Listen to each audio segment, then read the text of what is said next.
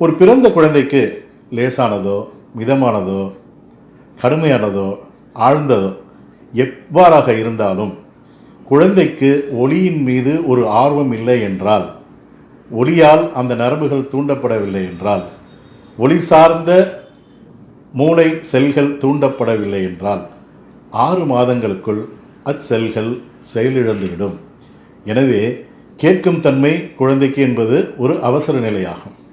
ஆகையினால் 6 மாதத்திற்குள் அப்பிறந்த குழந்தையின் ஒளி உணரும் தன்மை, காது கேட்கும் தன்மையை உடனடியாக அறிந்து கொண்டு, அது எந்த நிலையில் இருக்கிறதோ அதை தெரிந்து கொண்டு, அதற்கு தகுந்தவாறு சிகிச்சை முறைகளையும் நடத்தை பிஹேவியரல் தெரப்பி என்று சொல்வோம், நடத்தை முறை சிகிச்சைகளையும் செய்துவிட்டால் நாம் குழந்தையை கேட்கும் தன்மையும் மொழி அறியும் தன்மையும் கொண்டு வந்து விடலாம்.